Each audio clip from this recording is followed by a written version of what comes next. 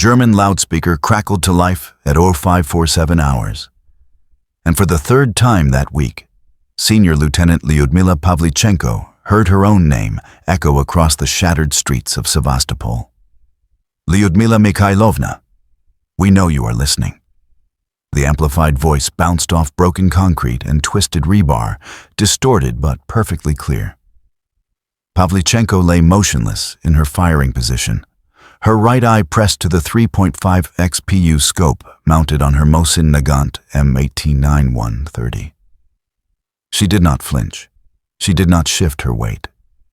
She had been in this hide for 9 hours, and she would remain here until the work was done. Come to us, Lyudmila. We offer you the rank of officer in the Wehrmacht. We offer you chocolate. Real chocolate, Swiss chocolate. Not the frozen bread your commissars feed you. The propaganda unit was 380 meters to the northeast, positioned behind the burned-out shell of a textile factory. She had already plotted the location. She knew the loudspeaker operator would eventually expose himself. They always did. The date was April 17th, 1942. Pavlichenko was 25 years old, and according to the careful marks she kept in a leather notebook tucked inside her tunic, she had killed 257 German soldiers in the 10 months since the war found her. The Wehrmacht High Command had done something extraordinary in response, something that violated every principle of resource allocation in modern warfare. They had assigned an artillery battery to hunt a single sniper. At 0602 hours, the first 105 mm shell screamed overhead and detonated 40 meters to her left. Brick dust and shrapnel exploded outward in a fan pattern, shredding what remained of a pharmacy wall. Pavlichenko did not move. The shell had landed where she had been positioned 2 days ago. German intelligence was good, but not good enough. The second shell came 18 seconds later, impacting 60 meters to her right. They were bracketing, walking their fire toward her last known position, a position she had abandoned 31 hours ago. A third shell. A fourth. The ground shook with each impact. Stone and mortar rained down across the defensive sector. 300 meters away, a Soviet machine gun crew scrambled for cover, believing they were the target. They were not. All of this, the shells, the loudspeakers, the dedicated reconnaissance flights that had photographed every meter of the Sevastopol perimeter, was for her. For one woman with a bolt-action rifle and a 4-power scope. Pavlichenko watched the textile factory through her optic. Her breathing was slow, metronomic. 4 seconds in, 4 seconds out. Her heartbeat had dropped to 52 beats per minute, a physiological state she had trained herself to achieve during the endless waiting that defined her profession. The loudspeaker operator made his mistake at 0631 hours. He leaned out from behind a section of collapsed wall to adjust the speaker's angle, exposing his head and left shoulder for approximately 2 seconds. It was enough. Pavlichenko had already calculated windage, 7 kilometers per hour from the southwest. She had already adjusted for the slight uphill angle. She had already pressed her finger against the curved steel trigger of the Mosin Nagant. The rifle barked once. The 7.62x 54mm round crossed 380 meters in less than half a second. The propaganda broadcast cut to static. Kill number 258. She worked the bolt, ejecting the spent brass casing, chambering a fresh round. Then she began the slow, methodical process of withdrawing from her position. A 15-minute crawl through rubble and drainage channels that would take her 200 meters west before she could safely stand. The Germans called her Lady Death. They had given her this name after the siege of Odessa, when their casualty reports began showing an impossible pattern. Single shots, fatal wounds, no witnesses, no survivors. Officers and NCOs dropping in the streets. Machine gun crews silenced mid-burst. Artillery spotters who simply stopped reporting. By the time they understood what was happening, she had killed 187 of them.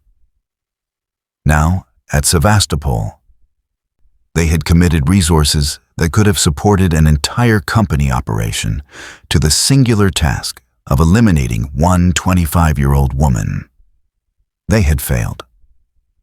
This is the story of how a history student from Kiev became the deadliest female sniper in recorded military history.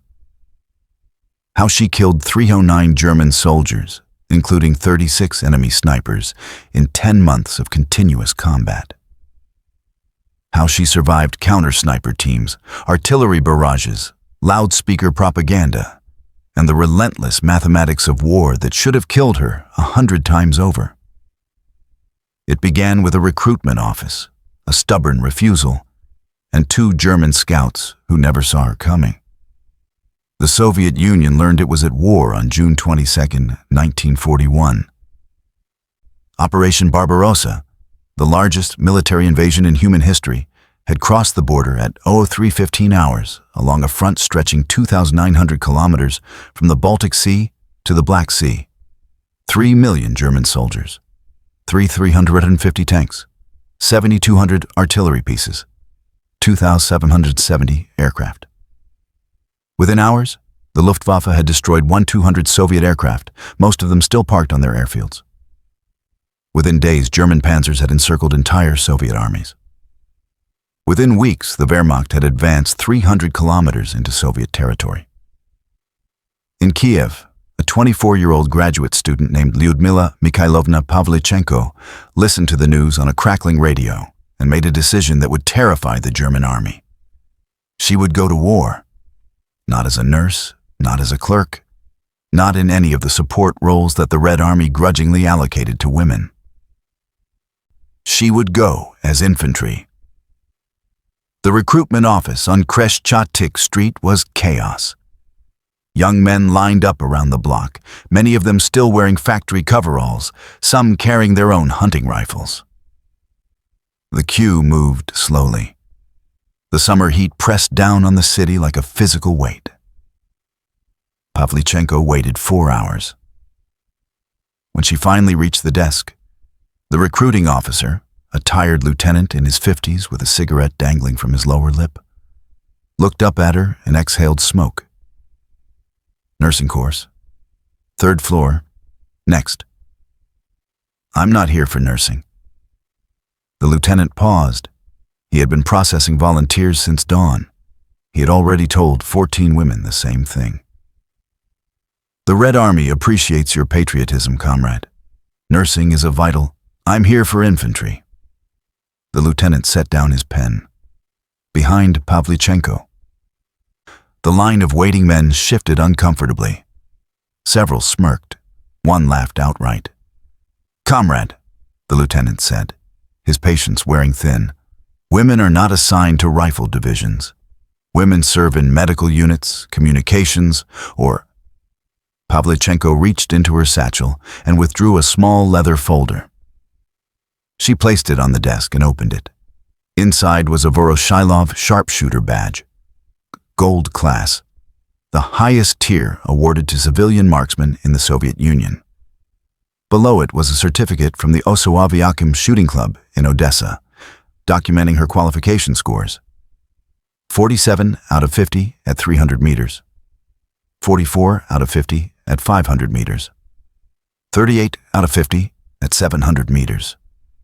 She had been shooting competitively since she was 15 years old. The lieutenant studied the documents. He looked up at the young woman standing before him. 5'3". Slim build, dark hair pulled back in a practical braid. She did not look like a soldier. She looked like the history student she was, someone who should be reading about wars, not fighting them. But her qualification scores were better than most of the men waiting behind her. You understand, he said slowly, that infantry means combat. Rifle, bayonet, close quarters. The enemy will not care that you are a woman. I understand. And you still want infantry? I want to kill Germans. The lieutenant stamped her papers. The 25th Chapayev Rifle Division received Pavlichenko on July 8, 1941, along with 340 other replacements from the Kiev military district. Most were factory workers with 2 weeks of basic training. Some had never held a rifle before their induction physical. The division was already bleeding. Since June 22nd, the 25th had been fighting a continuous rearguard action across southern Ukraine, trading ground for time as the German Army Group South drove toward the Black Sea. They had lost 2,100 men in 16 days. Entire companies had been reduced to platoon strength. The replacements were not reinforcements. They were a desperate attempt to keep the division functional. Pavlichenko was assigned to the 54th Rifle Regiment, 2nd Battalion, and given a standard-issue Mosin Nagant Imosteditny 1-30 with iron sights. The rifle was 23 years old, its wooden stock darkened by the hands of previous owners. The barrel showed wear, but remained accurate.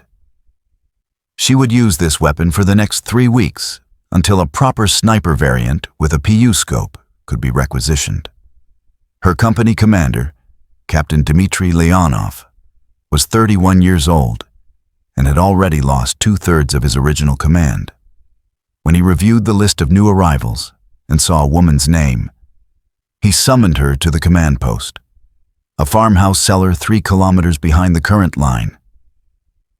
"You're the sharpshooter," he said. It was not a question. "Yes, Comrade Captain." Leonov studied her for a long moment. He had dark circles under his eyes. His uniform was stained with mud and something darker. He had not slept in 40 hours. "I don't care what equipment you have between your legs," he said finally. "I care whether you can kill Germans. Can you kill Germans?" "I can." "We'll find out. Report to Sergeant Volkov. He'll assign you to a rifle squad until you prove yourself." Pavlichenko saluted and left. She did not have to wait long to prove herself.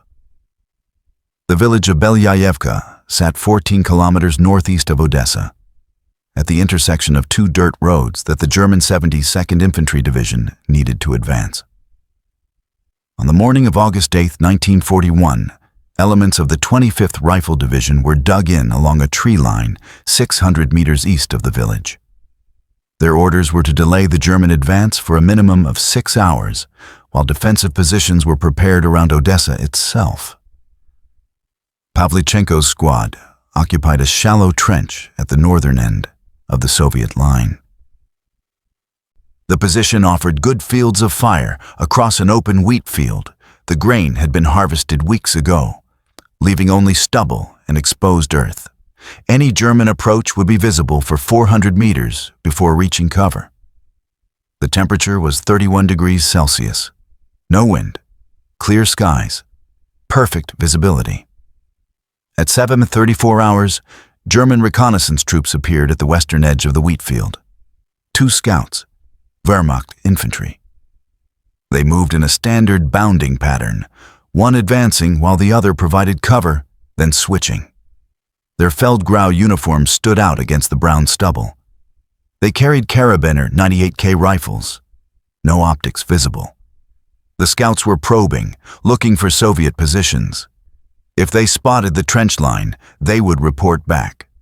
Artillery would follow. Then infantry assault. The timeline Pavlichenko had studied in her military history courses was about to unfold in front of her, unless someone stopped them. The squad leader, a corporal named Yuri Sidorenko, raised his Mosin Nagant and sighted on the lead scout. Range, approximately 400 meters.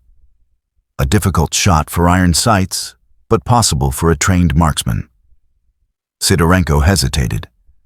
At 400 meters, a miss would alert the scouts. They would drop and crawl. They might escape. They would certainly report contact. The element of surprise would be lost. "Give me the shot," Pavlichenko said. Sidorenko turned. The other men in the trench, 6 of them, all factory workers from Odessa with less than a month of training, stared at her. "You?" Sidorenko's voice carried disbelief. "I'm a better shot than you. Give me the shot." There was no time to argue. The scouts were still advancing, now 380 meters out. In another 30 seconds, they would reach a drainage ditch that would provide cover for the final approach. Sidorenko stepped aside. Pavlichenko settled into position. She pressed her cheek against the worn wooden stock of her Mosin Nagant. The iron sights aligned on the lead scout's center mass. She adjusted for distance. At 400 meters, the 7.62 Kukoverfirviyerdamildia round would drop approximately 60 centimeters from point of aim. She raised her front sight post until it covered the scout's head. 4 seconds in, 4 seconds out. Her heartbeat slowed. The scout took another step. She squeezed the trigger. The rifle kicked against her shoulder. The sound cracked across the wheat field, sharp and unmistakable. The lead scout dropped. He did not stagger. He did not cry out. He simply collapsed, folding in on himself like a puppet with severed strings. The round had struck him in the upper chest, just below the throat. The second scout froze. For a fraction of a second, perhaps half a heartbeat, he stared at his fallen comrade, his mind struggling to process what had just happened. Then his training took over. He began to drop, his knees bending, his body lowering toward the ground. Pavlichenko had already worked the bolt. The spent casing ejected. A fresh round chambered. She had practiced this motion 10,000 times at the Osoaviakim range in Odessa. Muscle memory required no conscious thought. She fired again. The second scout was halfway to the ground when the bullet caught him. He fell beside his partner, motionless. 2 shots, 2 kills. Elapsed time, 4 seconds. The wheat field was silent. Pavlichenko lowered her rifle. Her hands were steady. Her breathing was normal. She felt nothing. No exhilaration, no horror, no satisfaction. Just an absence of feeling. A strange emptiness where emotion should have been. She had studied enough military history to know that this absence was normal. It was shock or denial or simple physiological self-protection. The feelings would come later, in the quiet hours, in the moments before sleep. But right now, in this trench, with German artillery likely already receiving coordinates, there was only the work. She worked the bolt again, chambering a 3rd round, and returned her eye to the iron sights. Sidorenko was staring at her. 2 shots, he said. 2 scouts, 400 meters. They won't report our position, Pavlichenko replied. Do you have field glasses? I need to confirm the kills. Word of Belyayevka reached Captain Leonov within hours. By nightfall, Pavlichenko had been reassigned from the rifle squad to a dedicated sniper role. She was given a new rifle, a Mosin Nagant M18-9130 with a 3.5x PU telescopic sight, serial number 4847, manufactured at the Tula Arsenal in 1939. The scope was simple but effective. Crosshair reticle, adjustable for elevation and windage, optimized for engagements between 100 and 600 meters. She also received a spotter, Private Alexei Kitsenko, a 20-year-old former factory electrician from Kharkiv who had qualified as a marksman but lacked her precision at distance. Kitsenko would watch for targets, calculate ranges, and provide security while she focused on the killing. Their first assignment came immediately. German forward observers, Leonov said, spreading a hand-drawn map across a wooden crate. Here, here, and here. He tapped 3 positions marked with X symbols. They're calling in artillery on our second line. We've lost 2 company command posts in the last 12 hours. Pavlichenko studied the map. The German positions were 200 to 500 meters beyond the current front line, in the rubble of buildings that had been shelled in the initial assault. "I need to get closer," she said. 200 meters maximum for a reliable headshot with this optic. "Then get closer. I don't care how. I care that those observers stop breathing by 600 tomorrow." She nodded. That night, she and Kitsenko crawled 400 meters through no man's land, moving at an average speed of 30 meters per hour, freezing whenever a flare arced overhead, pressing themselves flat against the earth until the artificial light faded. They reached a position in a collapsed stone wall, 180 meters from the nearest German observation post at 0347 hours. And then they waited. The art of sniping, Pavlichenko was learning, was not about shooting. Shooting was simple. Shooting was mechanical. Align the crosshairs. Control the breath. Squeeze the trigger. Follow through. She had done it 10,000 times before ever seeing a German soldier. The art was in the waiting. In the pre-dawn darkness, lying motionless on cold earth with her rifle resting on a mound of shattered brick, Pavlichenko counted her breaths. 4 seconds in, 4 seconds out. She did not shift her weight. She did not scratch the insect bites accumulating on her forearms. She did not react when a rat scuttled across her boot. Kitsenko lay 3 meters to her left, scanning the target building through a captured German field glass. He had found it on a dead Wehrmacht officer 2 days earlier. The 6x magnification was better than anything the Red Army had issued them. "Movement," he whispered. "Second floor. Right window." Pavlichenko adjusted her aim. The PU scope gathered the faint pre-dawn light, rendering the window frame in shades of gray. A shape moved behind the glass, a human silhouette, just visible. "He's using binoculars," Kitsenko said. "Looking south, toward our artillery positions." A forward observer, exactly what Leonov had described. The window glass was a problem. At 180 meters, the 7.62x 54mm round would punch through easily. But the glass might deflect the bullet slightly. A center mass shot would account for the deviation. A headshot might miss entirely. "Wait for him to open the window," she said.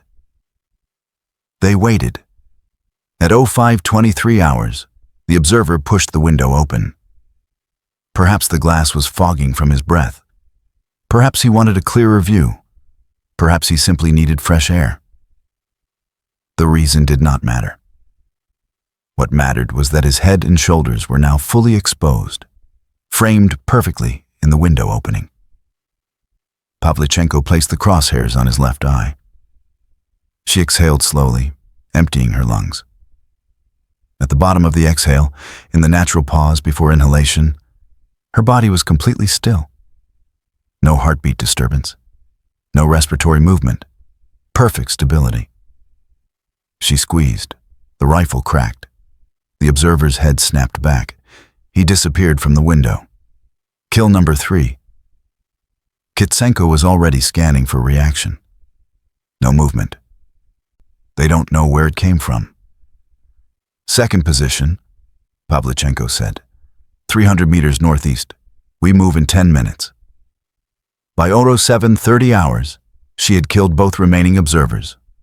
By 0900 hours, she and Kitsenko were back behind Soviet lines, drinking tea in a foxhole while German artillery fell silent for the first time in 36 hours. Captain Leonov found her there. "The artillery stopped," he said. "Yes, Comrade Captain." 5 kills in 3 days. The men are talking. Pavlichenko said nothing. She sipped her tea. Leonov crouched beside her. His voice dropped. "I didn't think you could do it. I want you to know that." When they sent me a woman with a competition badge, I thought it was some political officer's idea of a joke. And now? Leonov stood. Now I'm requesting 3 more snipers from division. And I'm putting you in charge of them. He walked away. Pavlichenko finished her tea.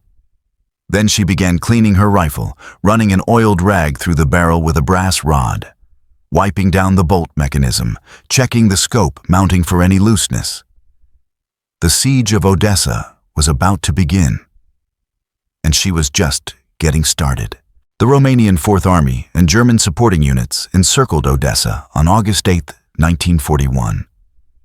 The city's population, 600,000 civilians and approximately 3,500 Soviet defenders, was now cut off from the rest of the Soviet Union by land. Only the Black Sea remained open. The siege would last 73 days. During that time, Lyudmila Pavlichenko would transform from a skilled markswoman into something else entirely. A specialist in the calculus of death. A tactician who understood not just how to kill, but when and where and why each kill mattered. Her education began immediately, August 14, 1941. Temperature, 28 degrees Celsius. Wind, negligible. Visibility, excellent. Pavlichenko lay in a shallow scrape on the roof of a bombed-out cannery, 340 meters from the Romanian forward line. The tiles beneath her were cracked and unstable, threatening to shift with every breath. She had padded her position with sandbags taken from an abandoned machine gun nest, creating a stable firing platform that distributed her weight across the weakened structure. Through her PU scope, she watched a Romanian officer briefing his men. The officer was young, perhaps 25, close to her own age. He gestured emphatically as he spoke, pointing toward the Soviet positions, tracing lines in the air that probably represented attack routes. 6 soldiers stood before him in a loose semicircle, their rifles slung over their shoulders. 7 targets, 1 sniper, 6 rounds in the magazine plus 1 in the chamber. The mathematics were possible but impractical. After the first shot, the survivors would scatter. She might get a second kill, perhaps a third, but the officer would escape, and the briefing's content, whatever intelligence it contained, would still reach the men. Pavlichenko made a tactical decision. She waited. The briefing concluded at 8:47 hours. The soldiers dispersed to their positions along the trench line. The officer remained standing for a moment, reviewing a paper document, then turned and walked toward a communication dugout 40 meters to the rear. She tracked him through the scope. He passed a supply cart. He exchanged words with a sergeant. He paused to light a cigarette, cupping his hands against a non-existent wind. At 8:51 hours, he reached the dugout entrance and bent to descend the wooden steps. Pavlichenko fired. The round caught him in the lower back, severing his spine. He collapsed onto the steps, half in and half out of the dugout, blocking the entrance entirely. Kill number 8. She worked the bolt and shifted aim. The sergeant who had spoken with the officer was running toward the dugout, shouting for a medic. He had not identified the shot's origin. He did not know that he was now the priority target. She fired again. The sergeant fell 3 meters from the dugout entrance. Kill number 9. Now the Romanians understood they were under sniper fire. Men dove for cover. Officers screamed orders. A machine gun crew began traversing their weapon, searching for a muzzle flash that had already faded. Pavlichenko did not fire again. She had achieved her objective. 1 dead officer, 1 dead NCO, and a command post now inaccessible because a corpse blocked its entrance. The Romanian company would spend the next 30 minutes in chaos. Their attack timeline disrupted, their coordination shattered. She began her withdrawal, sliding backward off the roof tiles and descending through the cannery's shattered interior. Kitsenko met her on the ground floor. 2 kills, he said. The officer and the sergeant. The officer was the priority. He was briefing an assault. Now they'll have to start over with a new commander. Kitsenko nodded slowly. He was learning too. The pattern emerged over the following weeks. Pavlichenko did not simply kill Germans and Romanians. She killed them strategically, selecting targets based on their tactical value rather than their accessibility. Officers first, always officers. A dead private was a minor inconvenience. A dead lieutenant was a command vacuum. NCOs second, the sergeants and corporals who actually ran the squads, who translated officer orders into soldier actions. Remove them, and the privates became a leaderless mob. Specialists third, machine gunners, mortar crews, radio operators, artillery observers, anyone whose skills required training that could not be quickly replaced. Common infantry last, and only when no higher-value targets presented themselves. She kept meticulous records in her leather notebook.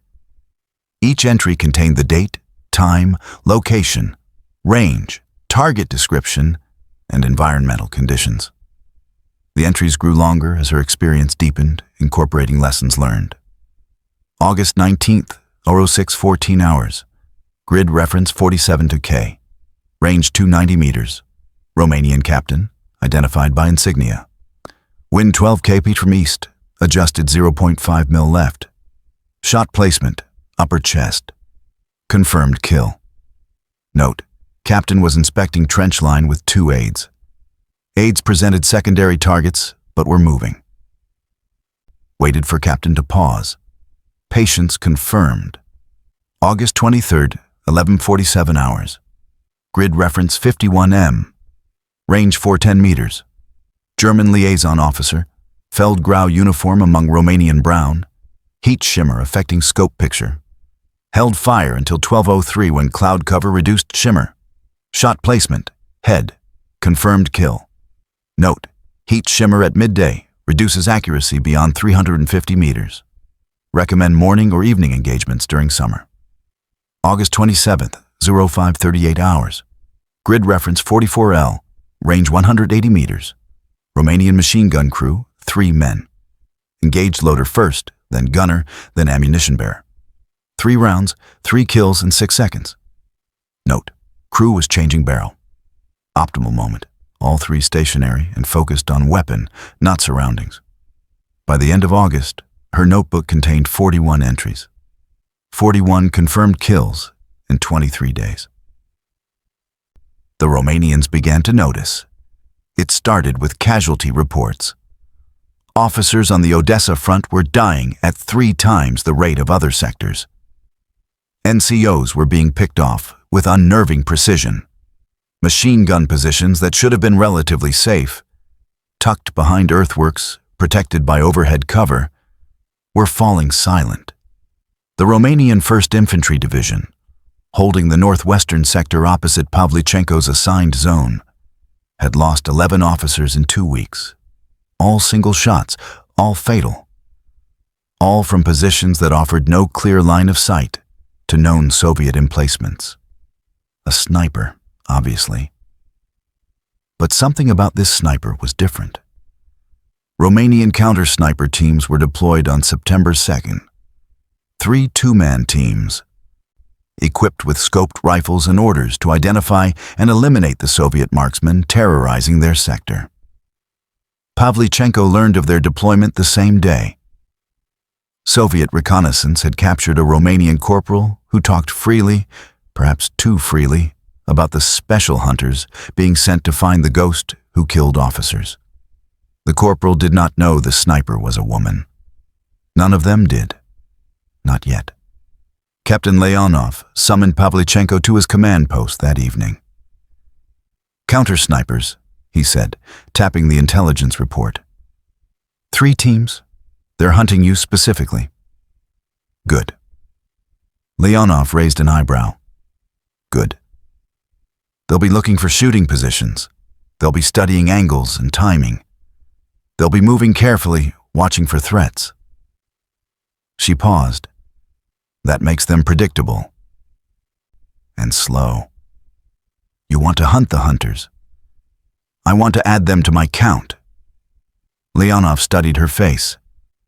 The young history student who had arrived 2 months ago was gone.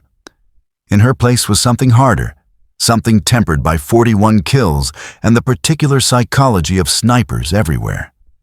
Patience, precision, and the cold understanding that this was simply work. Do it, he said. The first Romanian counter-sniper team lasted 4 days. Pavlichenko identified their probable location on September 3rd by analyzing her own previous firing positions and calculating which angles they would be observing. Counter-snipers thought like snipers. They looked for the places they themselves would use. This made them vulnerable. On the morning of September 6th, she and Kitsenko occupied a position she had never used before. The 3rd floor of an apartment building, 600 meters behind her usual hunting ground.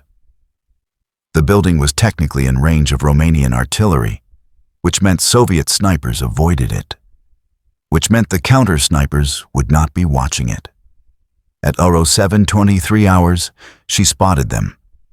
2 men in a shell crater 280 meters to the west, their camouflaged position invisible from ground level but partially exposed from her elevated angle. One held binoculars to his eyes, scanning the Soviet lines. The other lay beside a scoped rifle, ready to fire on her previous positions.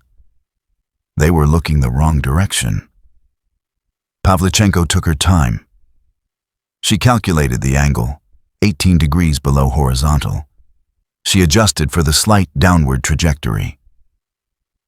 She noted that the spotter was the priority target. Without him, the shooter would be blind. At 07:31 hours, she fired. The spotter slumped forward. The shooter reacted instantly, rolling sideways, reaching for his rifle. He was fast. He was trained. He knew exactly what had happened and understood that he had seconds to respond. He was not fast enough. Pavlichenko's second round caught him as he rose to a crouch. Kill numbers 43 and 44. She and Kitsenko withdrew before the Romanians could organize a response. The second counter-sniper team lasted 6 days. The third lasted 2. By September 15th, Pavlichenko's confirmed kills had reached 51. 47 Romanians, 4 Germans, 8 officers, 14 NCOs, 11 machine gunners or mortar crew, 12 riflemen, and 6 counter-snipers sent specifically to kill her. The Romanian 1st Infantry Division submitted a formal request to Army headquarters. Additional counter-sniper assets were required to neutralize what the report called an exceptionally skilled Soviet marksman operating in Sector 7. The request was noted, but not immediately fulfilled. The siege of Odessa was consuming resources faster than they could be supplied. Every rifle, every trained soldier, every round of ammunition was needed for the grinding assault on the city's defenses. The Soviet marksmen in Sector 7 would have to wait. Pavlichenko did not wait. She was already moving south, reassigned to support the defensive line along the Lustdorf Road, where a German infantry regiment had joined the Romanian siege forces. New sector, new targets, new mathematics. The killing continued. The Germans brought their own hunters in late September. Wehrmacht snipers were different from the Romanian counter-sniper teams. The Romanians had been infantrymen with scoped rifles. Competent marksmen pressed into an unfamiliar role. The Germans were specialists. They had trained at dedicated sniper schools. They understood camouflage, patience, and the particular psychology of their craft. They had killed before. Pavlichenko recognized the shift immediately. On September 24th, she occupied a position in a drainage culvert 220 meters from a German supply route. The culvert was wet, cold, and cramped, barely wide enough for her shoulders. Kitsenko waited 300 meters to the rear, unable to fit into the narrow space. She had used this position twice before, killing a German supply sergeant and a motorcycle courier. The angle was excellent. The supply route curved sharply at this point, forcing vehicles to slow, exposing drivers and passengers. At 08:14 hours, a supply convoy approached. 3 trucks, canvas-covered cargo beds. The lead truck's driver was visible through the windscreen. Pavlichenko centered her crosshairs and began her breathing cycle. Something was wrong. She could not identify it consciously, not at first. But her instincts, honed over 73 kills, screamed a warning. Something about the convoy was different. Something about the way the vehicles moved. She held her fire. The trucks slowed as expected. The lead driver's head filled her scope. An easy shot. 220 meters. No wind. Perfect conditions. She did not squeeze the trigger. Instead, she scanned. The second truck's canvas cover was partially open at the rear. Standard for ventilation. But inside, she caught a glint of glass. Binoculars. Someone was watching from inside the truck bed. She shifted her scope to the tree line north of the road. Nothing visible. But the shadows beneath a fallen oak seemed too dark, too solid. Counter-snipers, Germans this time, using the convoy as bait. They had studied her pattern. They knew she targeted this road. They had calculated her probable firing positions and set a trap. Pavlichenko smiled grimly in the darkness of the culvert. They were learning. So was she. She did not fire. She did not move. She remained motionless in the drainage culvert for the next 4 hours, long after the convoy had passed, long after any normal sniper would have withdrawn. At 1300 hours, her patience was rewarded. The German sniper in the tree line shifted position. Just slightly, a subtle movement to relieve cramped muscles. But it was enough. Pavlichenko caught the motion through her scope. A shape that had been shadow became a man in camouflaged smock, lying prone beneath the fallen oak. He was watching her culvert. He had been watching it all morning, waiting for her to emerge. The range was 340 meters. Difficult, but manageable. Pavlichenko adjusted for distance. She accounted for the slight crosswind that had developed since morning, perhaps 6 kilometers per hour from the southwest. She placed her crosshairs just above and left of the German's position. She waited. The German shifted again at 13:47 hours, turning his head to check his flanks. She fired. The 7.62 x 54-meter R round crossed 340 meters in less than half a second. The German sniper did not move again. Kill number 74. The counter-sniper war became a chess match played in millimeters and hours. Each side studied the other. Each side adapted. Each side learned from mistakes, their own and their enemies. Pavlichenko developed a methodology for hunting enemy snipers. She recorded it in her notebook, building a manual that would later be used to train the next generation of Soviet marksmen. Counter-sniper doctrine. Personal observations. 1. Assume the enemy is as patient as you. They will wait longer than infantry. They will not reveal themselves through careless movement. 2. Identify probable enemy positions by calculating where you would shoot from. Then watch those positions. The enemy thinks like you. Use that. 3.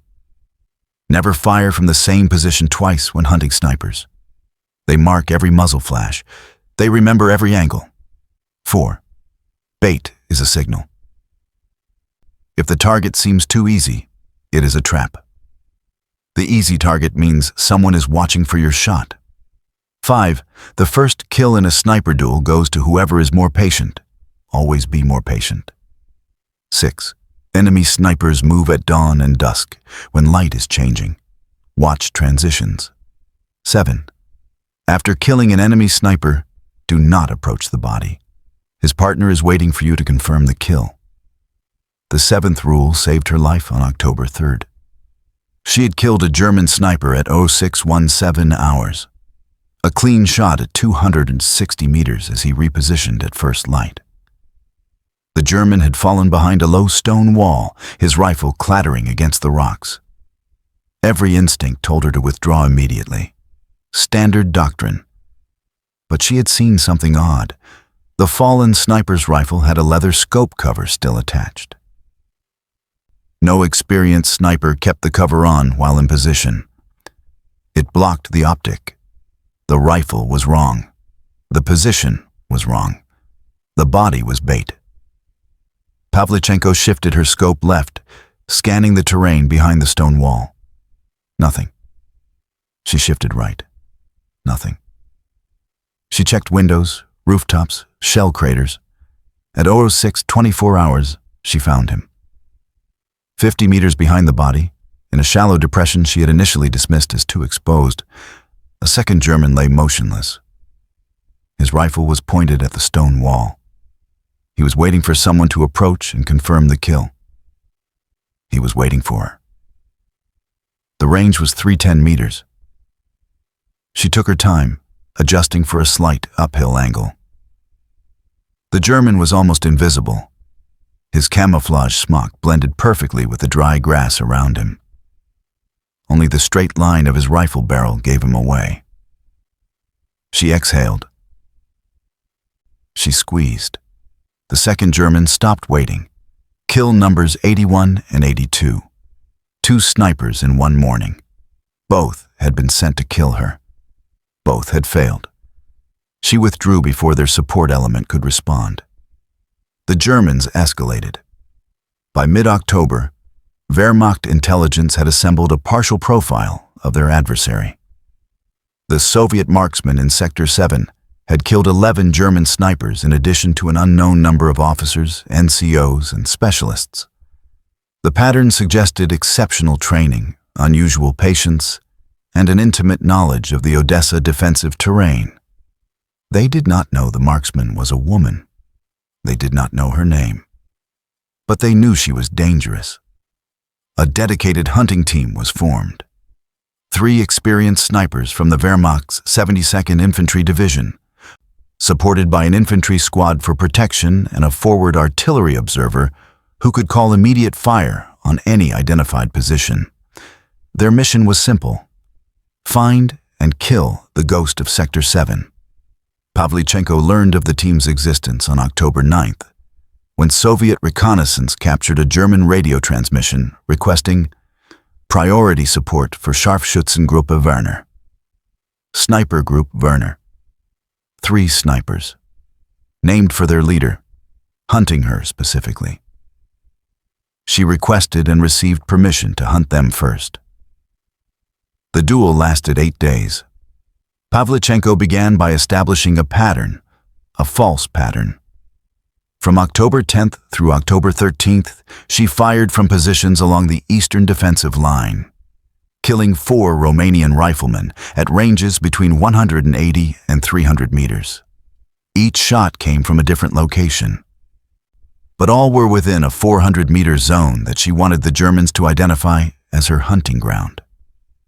On October 14th, she abandoned that zone entirely. She and Kitsenko moved 3 kilometers south, to a sector she had never operated in. They spent 2 days studying the terrain, identifying fields of fire, marking probable enemy positions. On October 16th, they returned to the northern sector, not to shoot, but to watch. At 05:47 hours, Pavlichenko identified the first member of Scharfschützengruppe Werner.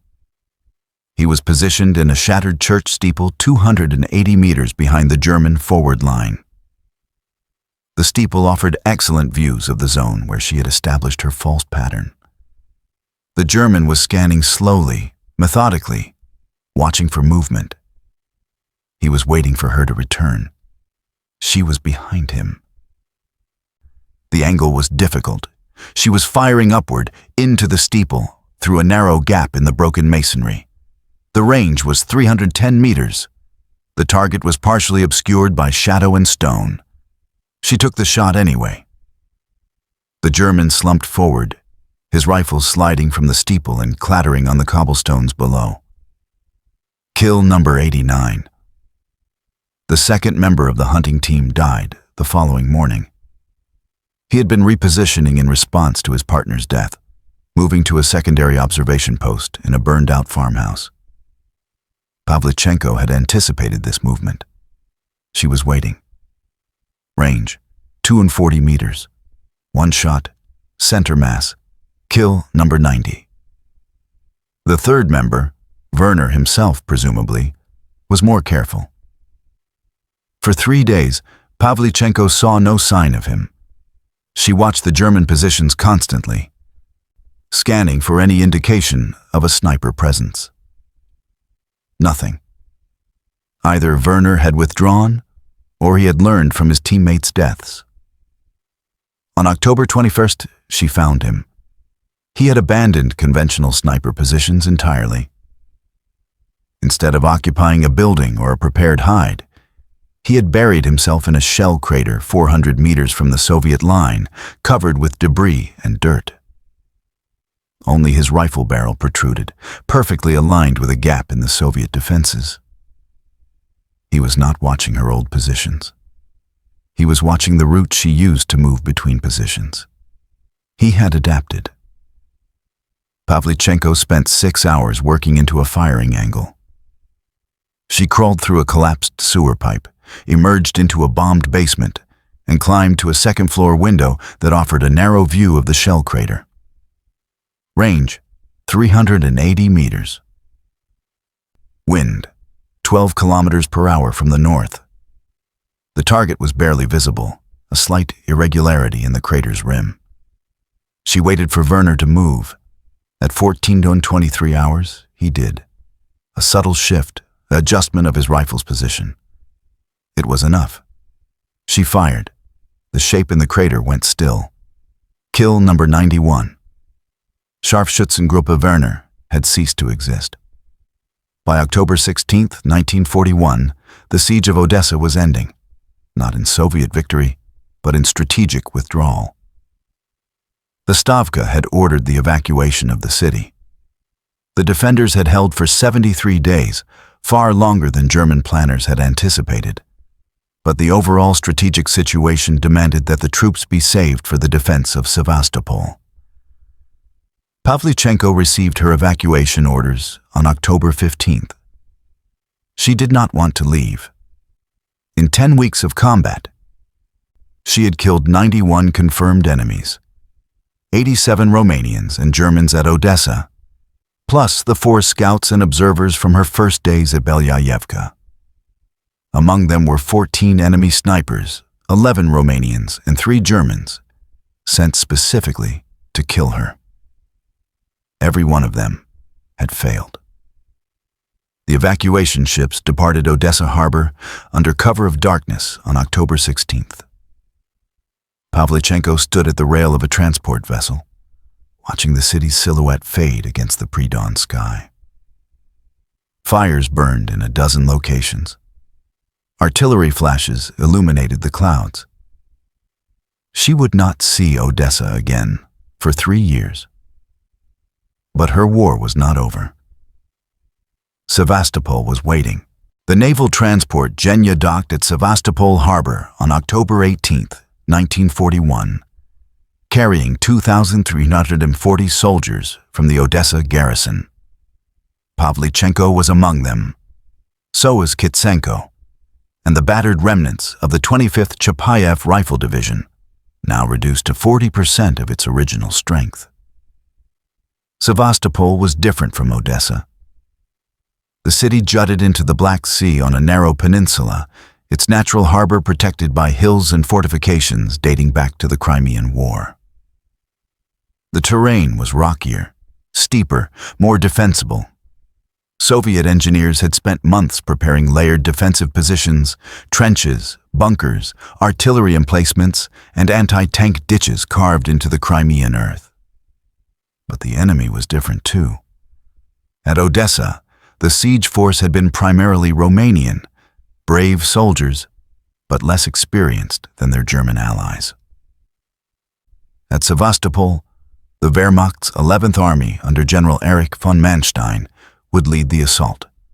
German infantry, German artillery, German snipers, and within weeks, German intelligence would learn the identity of the marksmen who had killed 91 of their soldiers and allies at Odessa. They would learn her name. The breach came on November 3, 1941. A Soviet reconnaissance patrol was ambushed 4 kilometers north of the Sevastopol perimeter. 8 soldiers killed, 3 captured. Among the captured was a young lieutenant from the 25th Division's headquarters company who had been carrying routine administrative documents. Personnel assignments, supply requests, mundane paperwork. One document was a commendation recommendation for exceptional valor and marksmanship in the defense of Odessa. Senior Lieutenant Lyudmila Mikhailovna Pavlichenko, 54th Rifle Regiment, is recommended for the Order of Lenin. During the period August 8 through October 15, 1941, Comrade Pavlichenko confirmed 91 enemy kills, including 14 enemy snipers. Her actions directly contributed to the extended defense of the Odessa sector and the successful evacuation of Soviet forces. The document included her full name, her rank, her unit, her kill count. German intelligence had their ghost. The first loudspeaker broadcast came on November 12, 1941. Pavlichenko was in a forward position near the Belbek Valley, 280 meters from the German line, waiting for dawn to reveal targets. The night had been cold, temperatures near freezing, and frost had formed on her rifle barrel. She had wrapped the barrel in cloth to prevent the metal from glinting in the first sunlight. At 05:23 hours, a crackling sound echoed across no man's land. Static, amplified. Then a voice. "Lyudmila Pavlichenko?" She froze. "We know you are out there, Lyudmila. We have read your file. History student from Kiev. Osoaviakim, shooting champion, 91 kills at Odessa. Very impressive for a woman." The German spoke Russian with a heavy accent but perfect grammar. Probably an intelligence officer. Possibly a native Russian collaborator. There were some traitors who had joined the German cause. The Wehrmacht respects skill, Lyudmila. Even in an enemy, even in a woman. We are offering you an opportunity. Pavlichenko did not move. Her position was concealed. She was certain of that. The broadcast was not targeting her location. It was targeting her mind. "Defect to us. Come to the German lines under white flag. You will be treated with honor. You will receive the rank of lieutenant in the Wehrmacht, an officer's commission. You will have proper food, proper shelter, proper respect." The voice paused. When it resumed, there was amusement in its tone. "We also offer chocolate. Real Swiss chocolate. Not the frozen horse meat your commissars provide. Think about it, Lyudmila. Is Stalin worth dying for?" The broadcast repeated twice more, then fell silent. Kitsenko, positioned 30 meters to her left, crawled close enough to whisper, "They know your name." "They know my name," she agreed. "What will you do?" Pavlichenko settled her eye against the scope. Dawn was breaking. German positions were becoming visible. Somewhere out there, the loudspeaker operator was probably feeling very clever. "I will give them my answer." At 06:14 hours, a German officer emerged from a command bunker 340 meters away. He was carrying a clipboard, reviewing notes, preparing for the morning's operations. Pavlichenko fired. The officer fell. Kill number 92. She worked the bolt and scanned for the loudspeaker position. She could not identify it. The Germans had been smart enough to conceal the equipment. But they would hear about this kill. They would understand the message. This is my answer. The broadcasts continued. Every 3 or 4 days, the loudspeakers would crackle to life, always using her name, always offering the same incentives. Chocolate, officer rank, respect, safety. The offers grew more elaborate over time. On November 19th, the voice promised her a villa on the Black Sea coast. On November 24th, it offered safe passage to Germany for her entire family. Her parents, her son from her first marriage, anyone she wanted to save from the inevitable Soviet defeat. On December 6th, the voice changed tactics entirely. Lyudmila Pavlichenko, your commanders are using you. You are a propaganda tool, nothing more. A woman sniper, how exotic, how unusual. They parade your name to boost morale while they send men to die by the thousands. When Sevastopol falls, and it will fall, you will be executed as a war criminal. The Wehrmacht does not take women soldiers prisoner. Think about that, Lyudmila. Think about what happens when you run out of ammunition. Pavlichenko listened to the broadcast from a forward observation post. Her breakfast, black bread and cold tea, untouched beside her. Kitsenko watched her carefully. Does it bother you? The lies. The attention, being named, being hunted. She considered the question. In the 5 weeks since the broadcasts had begun, she had added 19 kills to her count. 111 confirmed, including 18 enemy snipers. The German psychological warfare was failing. She was not demoralized. If anything, she was more focused, more determined, more lethal. But the attention had consequences. They're allocating resources to me specifically, she said. Loudspeaker equipment, intelligence analysts, counter-sniper teams, all for one woman with a rifle. Is that good or bad? It depends. She finished her tea. Every round they spend on me is a round they cannot spend on our infantry. Every sniper they send to hunt me is a sniper not killing our officers. In that sense, I am succeeding beyond my actual kills. And in the other sense? Pavlichenko picked up her rifle. In the other sense, they are learning, adapting. The next sniper they send might be better than the last. Eventually, one of them will be better than me. She chambered around and moved toward her firing position. I need to kill them before that happens. The artillery began in late December.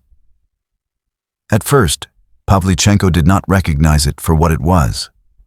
German 105mm howitzers had been shelling the Sevastopol perimeter since November. That was standard siege warfare. Every sector received attention. Every position faced bombardment. But on December 23rd, something changed. She was in a firing position on the reverse slope of Hill 154, 260 meters from a German observation post.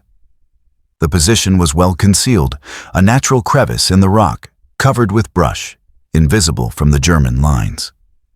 She had used it twice before without incident.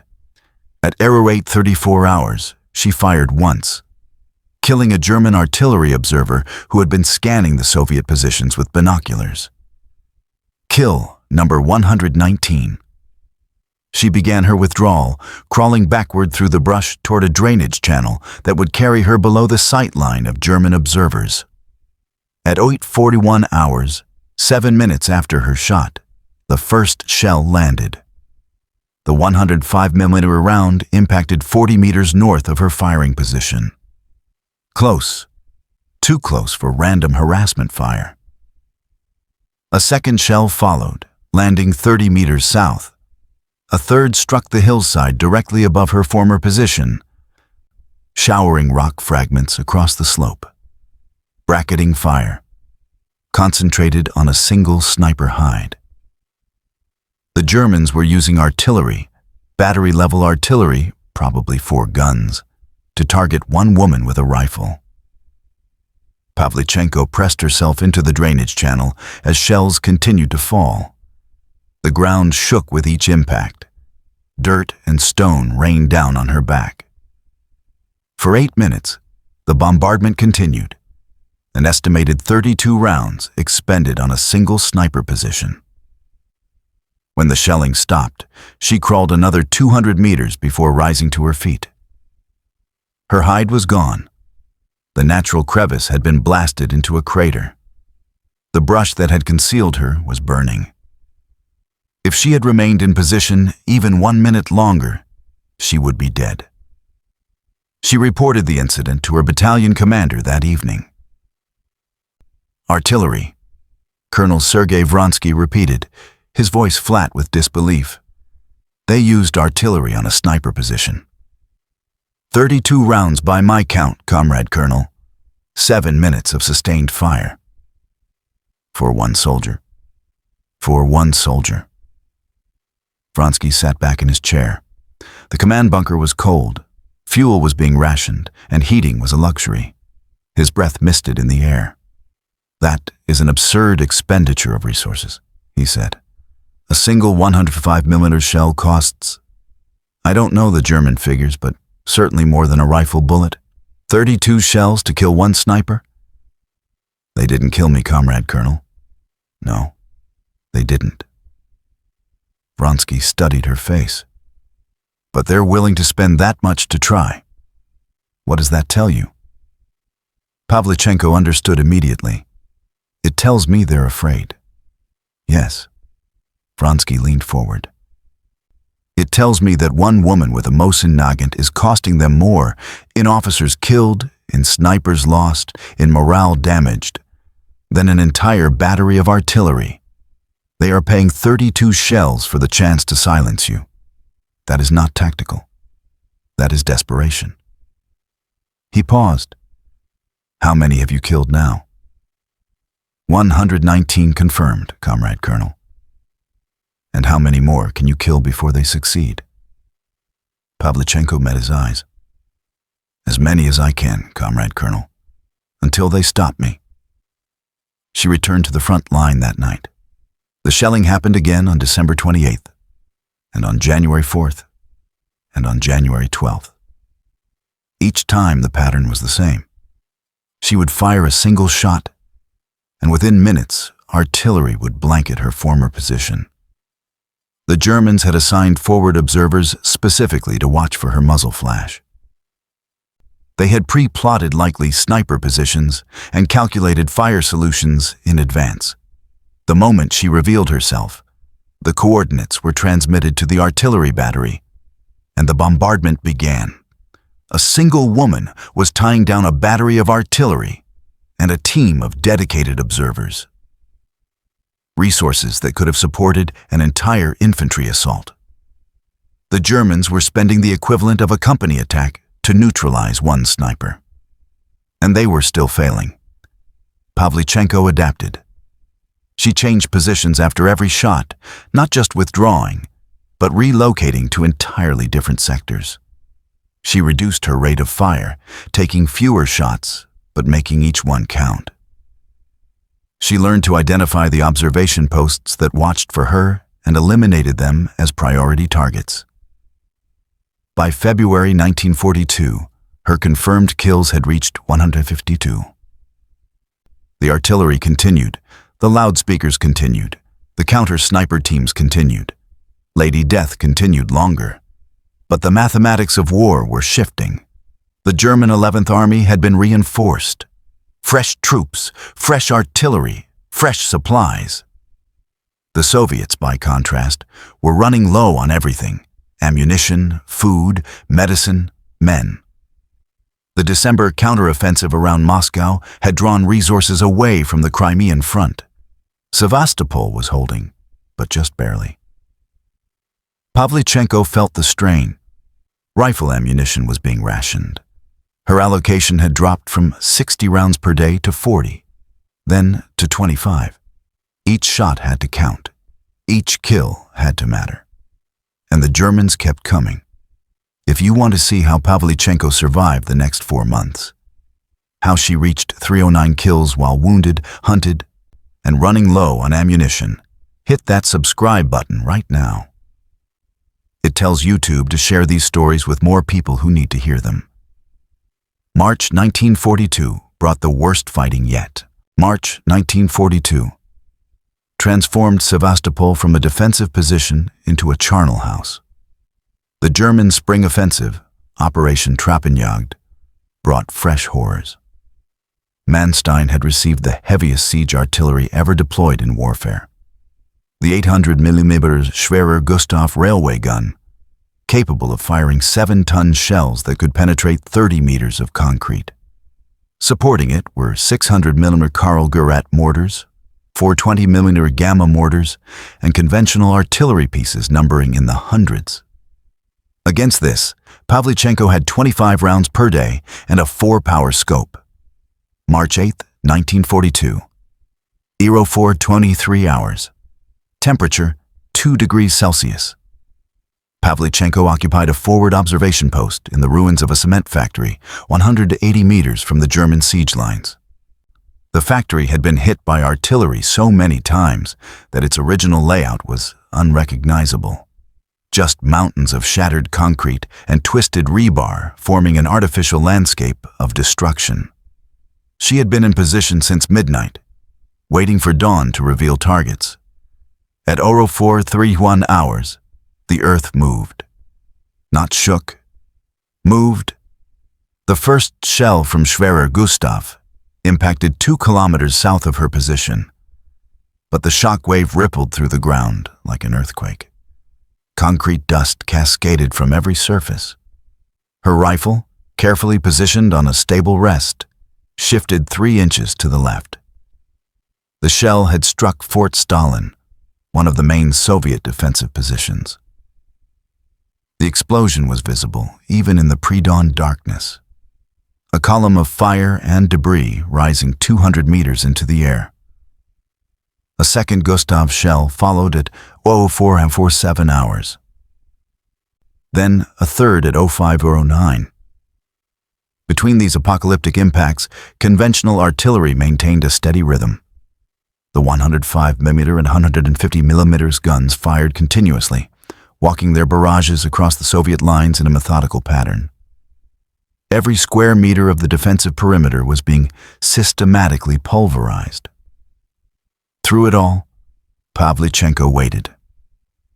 At 612 hours, with the sun finally high enough to illuminate the German positions, she identified her target, a forward artillery observer crouched behind sandbags, using a periscope to direct fire onto Soviet bunkers. Range 175 meters. Wind negligible. The shot was simple. She fired. The observer slumped forward, his periscope falling into the dirt. Kill number 153. The response came in 90 seconds.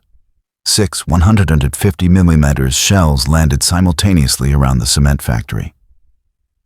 The barrage was pre-planned, pre-registered, triggered the moment her muzzle flash was spotted.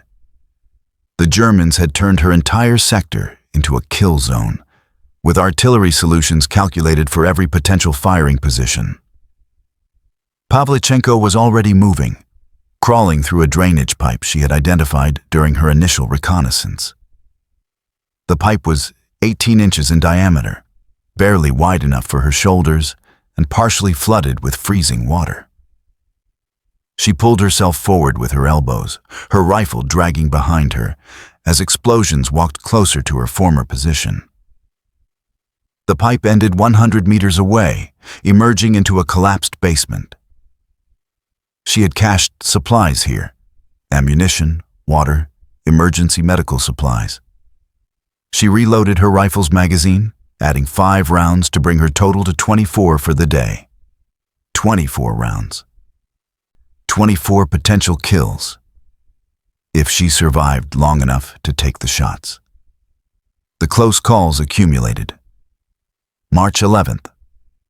A German counter-sniper spotted her position and put 3 rounds through the wooden beam she was using as cover. The third round passed 4 inches from her head, close enough that wood splinters drew blood from her left cheek. March 16th. A mortar round landed 8 meters from her hide while she was engaging a German machine gun crew. The concussion knocked her unconscious for approximately 30 seconds. She woke to find blood running from her left ear, ruptured eardrum. She completed the engagement anyway, killing both the gunner and loader before withdrawing. March 22nd. While crossing between positions, she was caught in the open by a German reconnaissance aircraft. The pilot banked sharply and dove, his observer firing a mounted MG-15 machine gun. Rounds struck the ground in a line toward her position. She rolled behind a concrete slab as bullets sparked off the stone. The aircraft made 3 passes before withdrawing. She remained motionless for 2 hours afterward, knowing ground observers would be watching for movement. March 29th. A German patrol discovered one of her previous firing positions and set an ambush. When she approached at 0300 hours, intending to reoccupy the hide, instinct made her pause. Something was wrong. A branch had been moved. A shadow fell differently. She circled wide and identified 3 German soldiers waiting in concealment. She eliminated them from 240 meters with 3 shots, then found a new position entirely. Her kill count rose steadily despite the pressure. 162 by the end of March, 184 by mid-April, 203 by the 1st of May. Each kill came at higher cost. The German snipers were improving. By April, Wehrmacht counter-sniper doctrine had evolved specifically to address the threat she represented. They no longer sent individual hunters or even pairs. They deployed entire counter-sniper sections, 4 to 6 trained marksmen working in coordination, with overlapping fields of fire and dedicated spotters. On April 14th, Pavlichenko identified such a section. She was observing from a destroyed schoolhouse, 3rd floor, through a shell hole that provided a narrow view of the German lines. Movement caught her eye, a reflection of glass, possibly a scope, in a pile of rubble 290 meters away. She did not fire. Instead, she watched and counted. 1 sniper in the rubble pile, another in a bombed storefront 40 meters to the left. A third on a rooftop, barely visible against the skyline. A 4th in a drainage ditch, his rifle covered with torn burlap. 4 snipers, all watching her sector, all waiting for her to reveal herself. She studied their positioning, understanding their strategy. They had created interlocking fields of fire. No matter where she appeared, at least 2 of them would have clear shots. If she engaged one, the others would spot her muzzle flash and return fire before she could relocate. It was a good trap. Professional, lethal. But they had made one error. They assumed she would engage from ground level or the lower floors, standard sniper doctrine, providing easier withdrawal routes. They had not adequately covered the upper elevations. Pavlichenko spent 6 hours moving to a new position, the bell tower of an Orthodox church 400 meters from the German snipers. The tower had been hit by artillery, its top blown off, but a narrow ledge remained at what had been the 3rd level. The approach required climbing rubble in full view of German lines. But she made the ascent at night, moving inches at a time. By dawn on April 15th, she had a clear view of all 4 German snipers from above. She prioritized. The sniper in the drainage ditch had the best position. Hardest to spot from ground level, excellent concealment. He was likely the team leader. He would die first. At 06:23 hours, she fired. The team leader slumped in his ditch. The remaining 3 snipers reacted instantly, swinging their rifles toward the sound of her shot. But they were looking at ground level, scanning the ruins for muzzle flash. It took them precious seconds to realize the shot had come from above. She had already worked the bolt. The sniper on the rooftop was turning, raising his rifle toward the church tower. She fired again. He tumbled backward, disappearing from view. 2 down. The sniper in the storefront had identified her position. She saw his muzzle flash, heard the round strike stone 2 feet to her left. He was good, fast, but he was also exposed now, having shifted position to get an angle on the tower. They fired simultaneously. His round passed through the air where her head had been a fraction of a second earlier. She had tilted right while squeezing the trigger. Her round caught him center mass, 3 down. The 4th sniper in the rubble pile had made the intelligent decision. He ran. Pavlichenko saw him moving, scrambling through the debris toward the German lines. She tracked him, led him slightly, and squeezed. The range was 410 meters. Moving target, elevated position, a difficult shot. The German stumbled, fell, and did not rise. 4 snipers eliminated in 40 seconds. Kill numbers 171 through 174. But the pressure was becoming unsustainable. By May 1942, Pavlichenko was one of only 6 snipers still operating in her sector. The others had been killed or wounded. Kitsenko, her spotter since Odessa, had been hit by shrapnel on May 3rd. He survived, but was evacuated to a field hospital and did not return. She was alone now. No spotter, no backup, no one to watch her flanks while she focused through the scope. Her ammunition allocation had dropped to 15 rounds per day. German artillery had destroyed most of the Soviet supply dumps. Food was scarce. 300 grams of bread per day, supplemented with whatever could be scavenged. Her uniform hung loose on her frame. She had lost perhaps 15 kilograms since the siege began. The mathematics were simple and terrible. She was running out of everything except enemies. On May 17th, she reached a milestone that German intelligence would later confirm through captured documents. Her 250th kill. A German officer observing from what he believed was a safe position, 380 meters from the Soviet lines.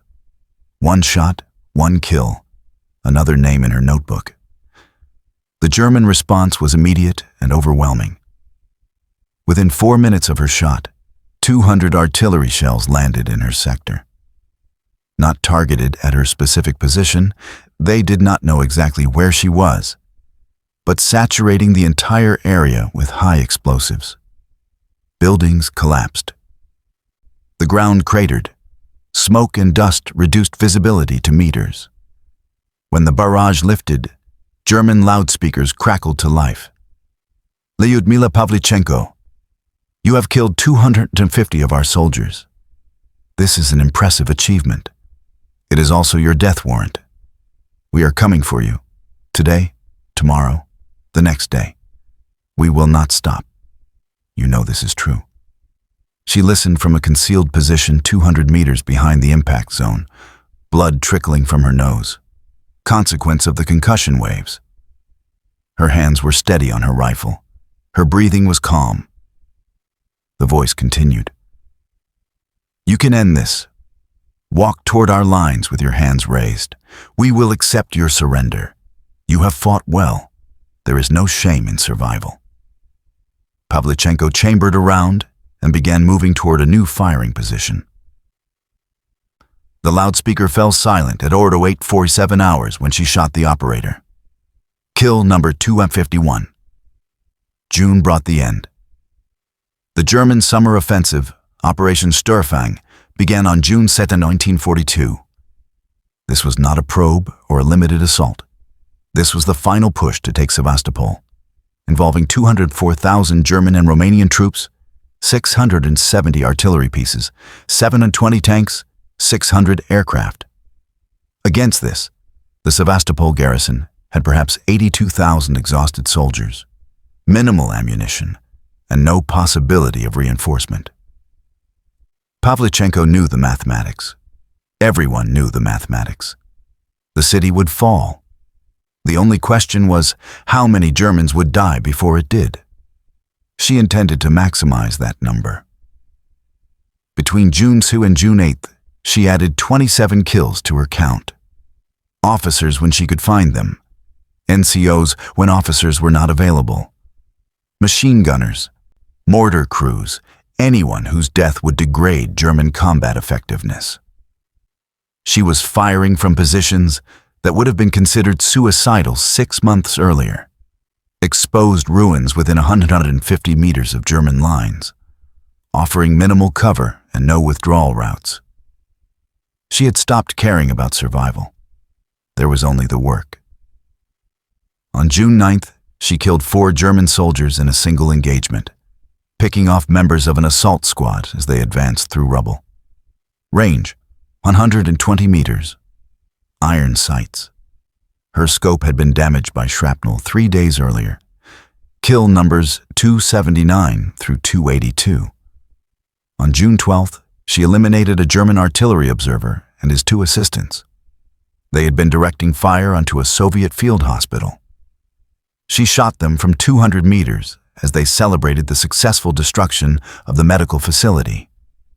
Kill numbers 289, 290, 291. On June 14th, she achieved something that would be documented in both Soviet and German records. She killed 2 enemy snipers in a single morning, both of whom had been hunting her specifically. The first at 06:02 hours, range 310 meters. The second at 08:34 hours, range 240 meters. Kill numbers 301 and 302. 302 confirmed kills in 12 months of combat. She had 7 rounds remaining for the day. 7 more potential kills before dark. She would not get the chance to fire them. June 15th, 1942. Day 1. The German sniper arrived at 347 hours, moving through the ruins like smoke. Pavlichenko did not see him, not at first. She sensed him. After 302 kills, after surviving dozens of counter-snipers, she had developed an instinct for danger that transcended conscious observation. Something in the pre-dawn darkness felt different. Wrong.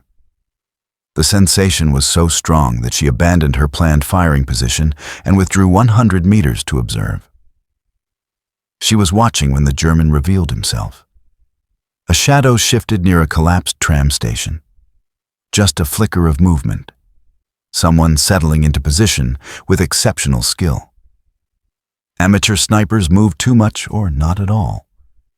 Professionals moved exactly this much. Minimal adjustment, maximum concealment, perfect economy of motion. This was not another Wehrmacht marksman pulled from the infantry. This was a specialist, an artist, someone who had been killing as long as she had, perhaps longer. Pavlichenko found cover behind a concrete water cistern and began her study. The German had chosen his position brilliantly. The tram station offered multiple firing angles while remaining in complete shadow. Rubble provided overhead cover against mortars.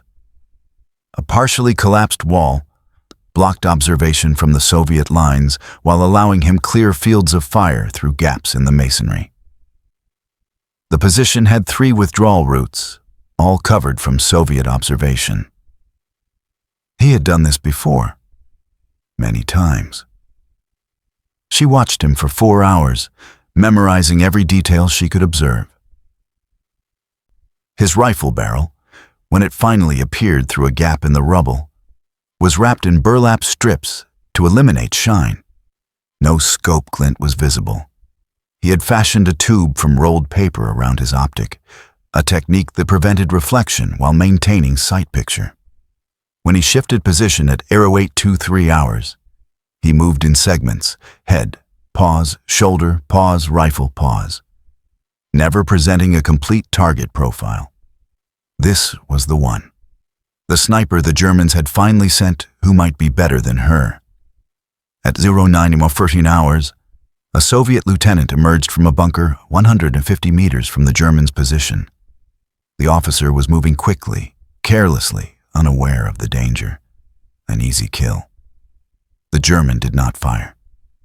Pavlichenko understood immediately. He was not hunting officers. He was not hunting targets of opportunity. He was hunting her. The lieutenant was bait. The German knew she would be watching, knew she might take the shot herself to protect the officer. The moment she fired, he would have her position. Her muzzle flash would sign her death warrant. She let the lieutenant live. At 11:43 hours, a Soviet machine gun crew established a position 200 meters from the German. They were exposed, vulnerable, perfect targets for an enemy sniper. Again, the German held his fire. He was disciplined, patient, focused on a single objective, her. Pavlichenko smiled grimly. After 12 months of war, after all the counter-snipers and artillery barrages and loudspeaker propaganda, the Germans had finally sent someone worthy of the effort. She began planning how to kill him. The first problem was position. The German had chosen his hide perfectly. She could not get a clear shot from any Soviet-controlled area. The angles were wrong, the distances too great, the sight lines blocked by rubble and ruins. To engage him, she would need to enter no man's land, find a position in the killing ground between the lines. The second problem was detection. This sniper, whoever he was, knew she was out there. He was watching for her specifically. Every potential firing position would be under observation. The moment she revealed herself, he would be ready. The third problem was ammunition.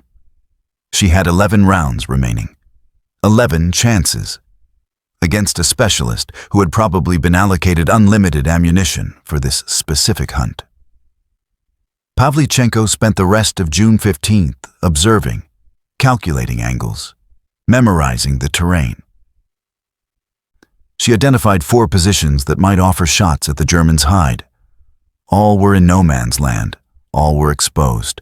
All would require crossing 300 meters of open ground in darkness. That night, she moved. June 16th, 1942. Day 2. She left the Soviet lines at 02:15 hours, crawling through a drainage channel that extended 40 meters into no man's land. Where the channel ended, she transitioned to the rubble field, a maze of shattered concrete and twisted metal that had once been apartment buildings. Movement was measured in centimeters. Every piece of debris had to be tested before accepting her weight. Every metal fragment that might scrape or clatter had to be avoided. The German might have accomplices watching. He might have deployed trip flares or noisemakers. He might be using a night scope. She had heard rumors of new German infrared technology, though she had never seen it. It took her 4 hours to cover 300 meters. By 06:30 hours, she had reached her chosen position, a collapsed balcony that offered a narrow view of the tram station. The balcony was tilted at a 30-degree angle, forcing her to brace against twisted rebar to maintain stability. The firing position was terrible. The angle was extreme, but it was the only spot that gave her a shot at the German's hide. She settled in to wait. Dawn revealed the full complexity of her problem. The German sniper's position was even better than she had realized. He had improved it overnight, adding subtle reinforcements, a piece of tin positioned to block one angle, rubble shifted to provide better concealment. He had created a near-perfect defensive hide. Near perfect, but not perfect. At 07:48 hours, she saw it. A tiny gap in his defenses, no more than 6 inches wide. When the sun reached a certain angle, approximately 0900 hours, she calculated, light would penetrate that gap.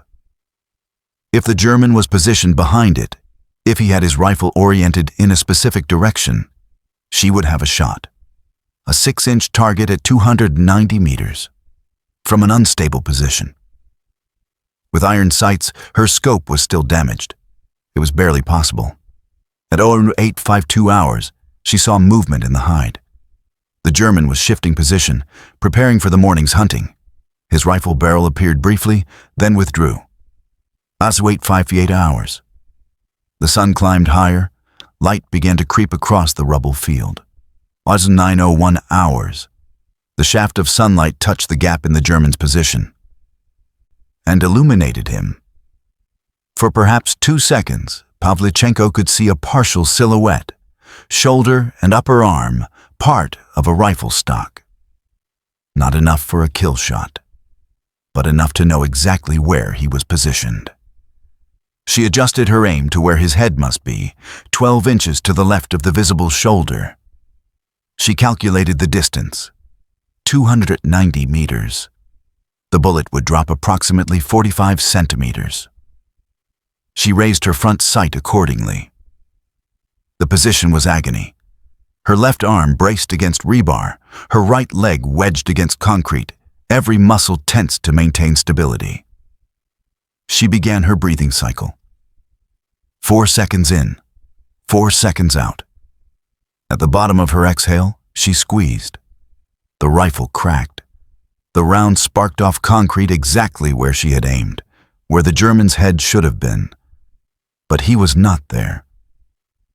In the split second of her muzzle flash, she saw him, 10 feet from where she had calculated, in a different part of the hide entirely.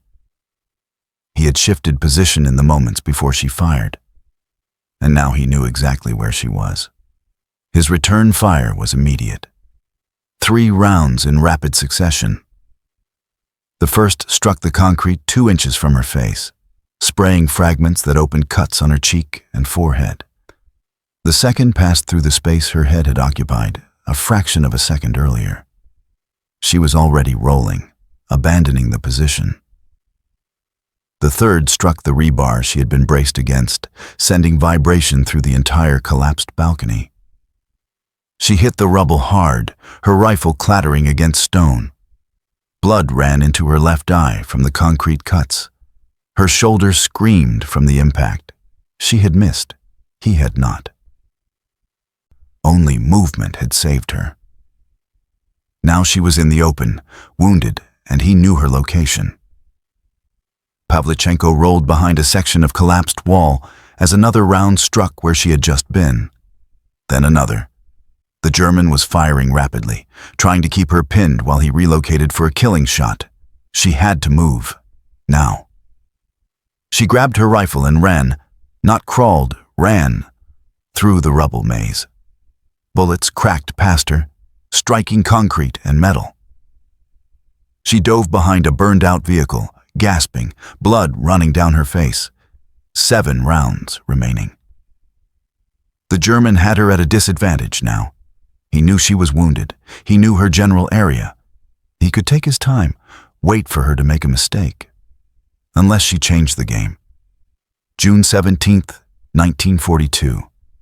Day 3. Pavlichenko spent the night of June 16th in no man's land. Returning to Soviet lines was impossible. The German would be watching her withdrawal routes. Moving to another position in darkness risked noise that would reveal her location. So she remained behind the burned vehicle, motionless, sleepless, watching the darkness for any sign of the German approaching. He did not come. He was too smart to hunt her at night in unfamiliar terrain. He would wait for dawn, for good light, for the advantage to return to him, which gave her time to think. She had studied his shooting. 3 rounds in rapid succession, well aimed, but not perfect. He was using a bolt-action rifle, probably a Kar 98K with scope. Standard German sniper equipment, 5-round magazine. He had fired 3 at her, which meant 2 remaining before reload. Unless he had already reloaded, unless he had changed position entirely, unless... Too many unknowns. She had to force him to reveal himself again. At 4:30 hours, still in darkness, she found what she needed. A Soviet helmet, abandoned in the rubble, with a bullet hole through the temple. The soldier who had worn it was nowhere to be seen. Probably evacuated or crawled away to die elsewhere. She placed the helmet on her rifle barrel and slowly raised it above the burned vehicle. Nothing. No shot. The German was too experienced to fall for such an obvious trick in darkness. She waited for dawn. 5:47 hours. First light beginning to gray the eastern sky. She raised the helmet again, moving it slowly, naturally, like a tired soldier carelessly exposing himself. Still nothing. 6:21 hours. Sun breaking the horizon. She moved the helmet to a different position, 10 feet from where she had shown it before. This time she added movement, a slight wobble, as if the soldier wearing it was wounded, struggling to maintain balance. The German fired. The helmet flew off her rifle barrel, a fresh hole punched through the steel. But more importantly, she had seen his muzzle flash. New position. He had relocated during the night to a pile of rubble 70 meters from his original hide. Closer to her.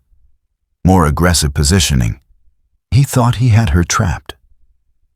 Pavlichenko smiled through cracked lips. Her mouth was dry. She had no water. The blood on her face had dried to a crust. Her shoulder throbbed where she had hit the rubble. But she was thinking clearly now. The mathematics were becoming visible. The German had fired once at the helmet. 4 rounds remaining in his magazine. His new position offered excellent fields of fire, but fewer escape routes. He had committed to an aggressive play. Time to make him pay for it. She had identified his weakness the previous day. He was too perfect. His positions were textbook. His tactics were exactly what the German sniper schools taught. Predictable in their very professionalism. Pavlichenko had learned to shoot at an Osoaviakim club in Odessa, taught by factory workers who had fought in the Civil War. Her education was practical, brutal, improvised. She would do something the German training manuals would never recommend. At 6:50 hours, she stood up, not slowly, not carefully. She simply stood up in full view, her rifle at her shoulder, already aimed at the German's position. For a fraction of a second, perhaps a full heartbeat, the German sniper did not fire. The movement was so unexpected, so contrary to every principle of sniper combat, that his mind needed time to process what he was seeing. A Soviet sniper standing in the open, exposed, suicidal. His hesitation lasted perhaps 1 second. Pavlichenko needed half that. She had already calculated the range, 110 meters to his new position.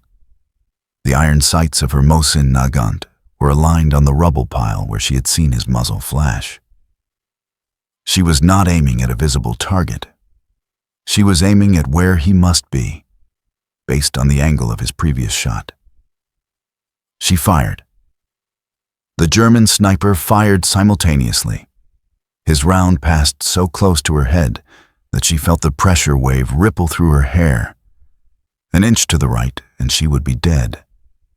Her round struck him center mass. She saw him jerk backward, his rifle falling from the rubble pile. He tried to rise. She could see movement in the ruins, a shadow struggling to crawl. He was wounded, but not dead. She worked the bolt, chambering another round. The German had found his rifle. He was trying to lift it, trying to aim, but his movements were uncoordinated. The chest wound was affecting his breathing, his stability. Pavlichenko took careful aim. No rush now. The duel was over. She fired once more. The shadow stopped moving. Kill number 303. She waited 30 minutes before approaching, circling wide, watching for any movement. The German might have had a spotter. There might be other snipers in Overwatch. Nothing. He had been alone. She found him behind the rubble pile, 2 holes in his chest, his rifle beside him. A Kar 98K with a 4X Zeiss scope, serial number 2847. The rifle was well maintained, the scope precisely zeroed. A professional's weapon. The sniper himself was young, perhaps 22 or 23. Blonde hair, blue eyes, the archetypal German soldier from propaganda posters. His uniform had no unit insignia, but his rifle case contained a notebook similar to her own. She could not read German, but she recognized the format: dates, times, ranges, kills. He had been credited with 78 kills on the Eastern Front. Now he was her 303rd. She took his scope, hers was damaged beyond repair, and began the long crawl back to Soviet lines. 4 days later, everything ended. June 19th, 1942. Air to 800 hours. Pavlichenko had 6 rounds remaining. The German scope she had taken from the sniper 4 days earlier was mounted on her Mosin Nagant, properly zeroed at 200 meters. She had tested it extensively, adjusting for the slight difference in optic height, memorizing the reticle pattern. It was superior to her damaged PU scope. Clearer glass, better light gathering, more precise adjustments. She occupied a forward position near the Sapun Ridge, the last major defensive line before Sevastopol itself. The German offensive had been grinding forward for 17 days. Soviet forces had been compressed into an ever-shrinking pocket. Artillery fell continuously, no longer targeted barrages, but constant crushing weight of explosives across the entire front. Through the Zeiss scope, she watched German assault troops massing in a ravine 340 meters away. They were preparing for another push, their 10th attempt to take this section of the ridge. The previous 9 had failed, leaving German bodies scattered across the slopes like discarded uniforms. She counted 40 soldiers, 2 officers visible, multiple NCOs, a target-rich environment, 6 rounds. She would make them count. The first officer died at 08:113 hours. A Hauptmann, recognizable by his collar insignia, shot through the throat while briefing his platoon leaders. Kill number 304. The second officer, a lieutenant, tried to take cover behind a boulder. The boulder was not wide enough. Pavlichenko put a round through his exposed shoulder, the bullet traveling down into his chest cavity. Kill number 305. An Unteroffizier was screaming at his men to spread out, to find cover, to identify the sniper. His animation made him an easy target. Center mass shot at 340 meters. Kill number 306, 3 rounds remaining. The German troops had gone to ground, hiding behind rocks and in depressions. But she could still see parts of them. A leg here, an elbow there, the top of a helmet. She waited, knowing that someone would eventually move. At 08:27 hours, a German raised his head slightly, trying to spot her position. Not enough exposure for a kill shot. But she fired anyway, the round sparking off the rock an inch from his face. He ducked back down, probably assuming he was safe. He was wrong. The ricochet, which she had calculated would occur based on the angle of the rock face, caught him under the chin. Kill number 307. 2 rounds remaining. A German medic was crawling toward one of the wounded officers. Pavlichenko tracked him through the scope. Medics were protected under the Geneva Convention, technically off-limits as targets. But the Soviet Union had not signed the Geneva Convention, and the Germans had shown no mercy to Soviet medical personnel throughout the war. She fired. Kill number 308. 1 round remaining. She was searching for another target when she heard it, the distinctive whistle of incoming mortar rounds. Not the heavy shells she had grown accustomed to, but 81mm mortar bombs fired from close range. The Germans had brought mortars forward during her engagement, using her muzzle flashes to identify her position. The first round landed 20 meters to her left, the second 15 meters to her right. Bracketing. She grabbed her rifle and ran. The third round landed exactly where she had been positioned. The fourth landed directly in front of her. The explosion lifted her off her feet. For a moment, she was flying, weightless, suspended, the world silent except for a high, ringing tone. Then she hit the ground hard, her body bouncing off of rocks, rolling down the slope in a tangle of limbs and equipment. When she stopped moving, she could not immediately understand why she could not see. Then she realized her face was pressed into the dirt. She tried to push herself up. Her left arm would not respond. She managed to roll onto her back. The sky above was brown with dust and smoke. Something wet was running down her face. Blood, she assumed. Her left shoulder was on fire with pain. Her left hand was numb. She looked down. Shrapnel had torn through her left shoulder and upper arm. Her uniform was shredded, soaked with blood. She could see metal fragments embedded in her flesh, catching the light like dark jewels. Her left hand was covered in blood. She could not tell if it was injured or just covered in blood from the arm wounds. Her rifle was gone, thrown somewhere during the blast. More mortars were falling, working systematically across the slope. The Germans were following their barrage with an infantry assault. She could hear them shouting, advancing, boots on stone. She had to move. Using her right arm, she pushed herself to a sitting position. The movement sent lightning through her left shoulder. She bit through her lip to keep from screaming. Blood ran down her chin, her own blood now, mixing with the blood from her shrapnel wounds. 20 meters away, she saw a shell crater. Cover, if she could reach it. She began to crawl, right arm forward, pull. Push with legs, drag the useless left arm. Ignore the pain, ignore the blood trail she was leaving, ignore the German voices getting closer. Right arm forward, pull. She had covered perhaps 10 meters when a shadow fell across her. A Soviet soldier, young, maybe 18, his uniform torn and dirty. He was carrying a PPSH-41 submachine gun and staring at her with wide eyes. "You're the sniper," he said.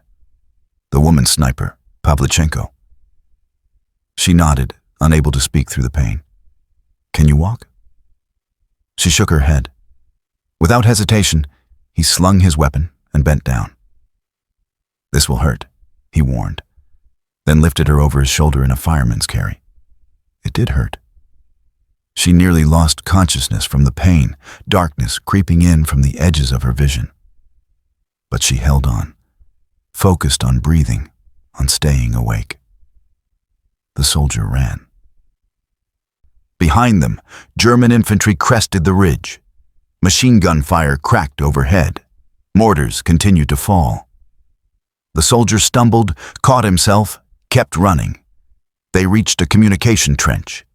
The soldier dropped into it, still carrying her, and ran hunched over through the narrow passage. Other Soviet soldiers were falling back through the trench, some wounded, some carrying wounded, all moving with the particular urgency of a position being abandoned. A medical station had been established in a bunker 400 meters behind the lines. The soldier carried her inside and placed her on a wooden table already slick with blood. A medical officer, a woman, perhaps 40 years old with exhausted eyes, examined her quickly. Shrapnel wounds, left shoulder and arm, significant blood loss, possible nerve damage. She turned to an orderly. "Morphine, bandages, prep for evacuation." Evacuation. Pavlichenko managed to speak. The harbor, the medical officer said. We're evacuating all critical wounded. Sevastopol is falling. The morphine made everything distant and strange. She was aware of movement, being carried on a stretcher, loaded onto a truck, bouncing over destroyed roads. She was aware of sounds, explosions, aircraft engines, screaming. But it all felt removed, like listening to a radio broadcast from another room. The truck stopped at the harbor, or what remained of the harbor. Most of the dock facilities had been destroyed. Ships were loading directly from the beach, wounded soldiers being carried through the surf. She was transferred to a small boat, then to a destroyer. She could not see which one.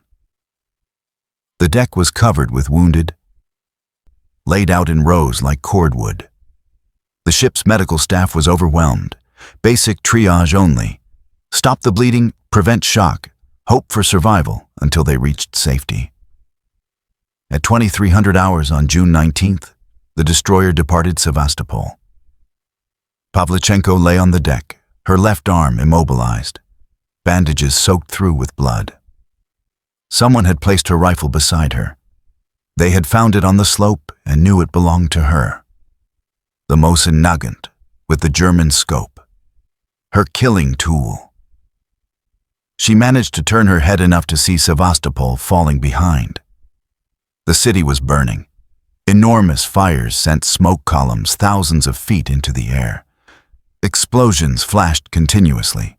Ammunition dumps detonating, fuel reserves burning. The final destruction of everything that could not be evacuated. Sevastopol would hold for another 11 days before the final surrender on July 4th. But for Pavlichenko, the war was over. She had one round left. In the chaos of the mortar attack and evacuation, she had never fired her last round. It remained in the chamber of her rifle, unfired, a final kill that would never be claimed. Later, in the hospital at Novorossiysk, they would tell her the mathematics. 309 confirmed kills in 10 months of combat. From her first 2 kills at Belyaevka on August 8, 1941, to the German medic on the Sapun Ridge on June 19, 1942, 309 enemy soldiers eliminated. Among them, 36 enemy snipers, 17 officers, verified by insignia, 29 NCOs, verified by position, 78 machine gunners, mortar crews, and artillery observers, 149 infantry soldiers. She had tied down German artillery batteries, counter-sniper teams, and intelligence resources that could have been used elsewhere. She had degraded German unit effectiveness by eliminating key personnel. She had become enough of a psychological threat that the Germans knew her by name and devoted propaganda efforts to breaking her morale. One woman, one rifle, 309 kills. But the mathematics went deeper. She had fired approximately 100 rounds in combat, a ratio of 1 kill for every 3.6 shots fired. By comparison, U.S. military studies from the same period estimated that infantry soldiers fired 10,000 to 50,000 rounds for every enemy killed. She had survived 73 days at Odessa, 242 days at Sevastopol.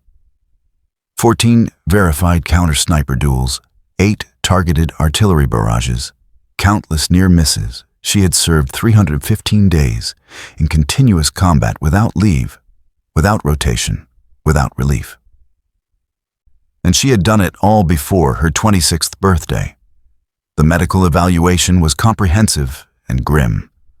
The mortar shrapnel had done significant damage. Her left shoulder joint was partially destroyed. Nerve damage in the upper arm. Muscle tissue torn beyond complete repair. She would regain limited use of the arm, but never full strength or mobility. Her hearing was damaged. Too many artillery barrages, too many explosions. She had a constant ringing in her left ear that would never fade. She was malnourished, exhausted, showing early signs of what would later be called combat stress disorder. The medical board's conclusion was unanimous: unfit for combat duty. Pavlichenko was reassigned to training duties, teaching the next generation of snipers the lessons written in her notebook and etched in her memory. But Stalin had different plans for his most famous sniper. She was about to become something else entirely, a weapon of propaganda rather than war. On August 15, 1942, 2 months after being evacuated from Sevastopol, Pavlichenko boarded a Douglas C-47 transport plane bound for Moscow. From Moscow, she would fly to Tehran, then Cairo, then London, then across the Atlantic to Washington, D.C. She was joining a Soviet delegation led by the chairman of the Soviet Student Anti-Fascist Committee. Their mission: rally Allied support for opening a second front in Europe to relieve pressure on the Soviet Union. But the real draw would be her, the young woman who had killed 309 Germans. Lady Death in the flesh. She did not want to go. She wanted to return to the front, to find a way to fight despite her injuries. But orders were orders. And these came from Stalin himself. The woman who had spent 10 months killing Germans one bullet at a time was about to spend 4 months charming Americans one speech at a time. It would be, in its own way, another kind of war. The first American reporter asked her about fashion. September 1942. Washington, D.C. Pavlichenko stood at a podium in a hotel ballroom, wearing the only uniform that had survived Sevastopol. Olive drab, patched at the elbows, with her Order of Lenin pinned above the left pocket. Her left arm was still weak, held carefully at her side. The reporter, a woman from the Washington Post, raised her hand. "Lieutenant Pavlichenko, do you wear makeup on the front lines?" Pavlichenko stared at her for a long moment. Through a translator, she replied, "I had 309 Nazis to kill. Cosmetics were not a priority." The second reporter asked about her uniform skirt. Wasn't it too long? Didn't it make fighting difficult? The third asked if Soviet women were allowed to have boyfriends. Pavlichenko's patience, trained through countless hours waiting for the perfect shot, finally snapped. "Gentlemen," she said in halting English she had been practicing, "I am 25 years old. I have killed 309 fascist invaders. Don't you have more important questions?" The room fell silent. Then Eleanor Roosevelt, sitting in the front row, began to clap. The First Lady had taken a particular interest in Pavlichenko. They were an unlikely pair, the aristocratic American woman in her 50s and the Ukrainian sniper half her age. But Roosevelt recognized something in Pavlichenko that the male reporters missed: a professional soldier being diminished to a curiosity. Roosevelt arranged for Pavlichenko to stay at the White House, the first Soviet citizen ever given that honor. She organized speaking engagements where Pavlichenko could talk about the war, not her appearance. She sat beside her at dinners, deflecting inappropriate questions, ensuring the young woman was treated with respect. At a rally in Chicago, Pavlichenko found her voice. Standing before 10,000 people, she abandoned her prepared remarks and spoke from memory. "I am not a tourist. I am not a curiosity.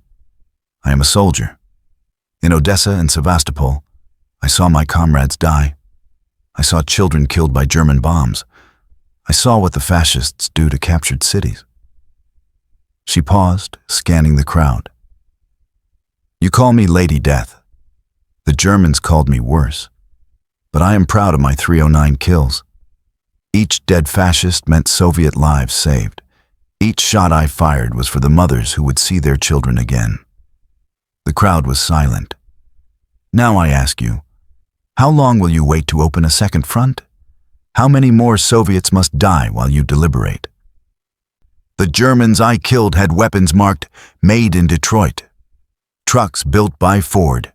Your industry supports both sides. Choose one. The speech was supposed to last 5 minutes. She spoke for 20. The crowd gave her a standing ovation that lasted 10 minutes more. She toured for 4 months. New York, where she received a custom Winchester rifle. Pittsburgh, where workers pledged to increase production. Los Angeles, where Hollywood stars awkwardly attempted conversation. Everywhere, the same pattern. Initial fascination with the novelty, a female sniper. Then gradual recognition of what she represented. The savage reality of the Eastern Front, where the war was not distant or sanitary, but immediate and brutal. By December 1942, when she returned to the Soviet Union, American public opinion had shifted significantly toward supporting a second front. She had completed her propaganda mission, but she would never fight again. The war ended without her. From 1943 to 1945, Pavlichenko served as an instructor at the Central Sniper Training School. She taught her methodology to 200 students, passing on the lessons written in blood at Odessa and Sevastopol. Her students would go on to credit her training with over 2,000 additional German casualties. But she wanted to return to combat. 3 times she petitioned for frontline duty. 3 times she was refused. She was too valuable as a symbol, too damaged physically, too important to risk. On May 9, 1945, when Germany surrendered, Pavlichenko was in Moscow, teaching a class on counter-sniper tactics to her newest batch of students who would now never need the knowledge. The war was over. Her final tally stood 309 confirmed kills in 10 months of combat. She was still 28 years old. The post-war years were quiet. She completed her history degree, the one interrupted by war, at Kiev University. She became a historian for the Soviet Navy, researching and writing about the campaigns she had fought in. She married, had a son, divorced, focused on her work. The injuries never fully healed. Her left arm remained weak. The ringing in her ear persisted. On cold mornings, the shrapnel fragments still embedded in her shoulder made themselves known. In 1957, at age 40, she was diagnosed with what would later be recognized as post-traumatic stress. Nightmares, hypervigilance, the inability to forget the faces in her scope. Soviet medicine had no treatment for such things. Heroes were not supposed to suffer after their heroics. She self-medicated with work and, increasingly, with alcohol. October 10, 1974. Moscow. Lyudmila Pavlichenko died of a stroke at age 58. Her body, weakened by war and its aftermath, simply stopped. She was buried with full military honors in Novodevichy Cemetery, her gravestone marked with the gold star of a hero of the Soviet Union. One of only 2,000 women to receive that honor among 11,000 total recipients. The obituaries called her the most successful female sniper in history. They listed her kills, her medals, her propaganda triumph in America. They did not mention the cost, but the mathematics of her war extended beyond her death.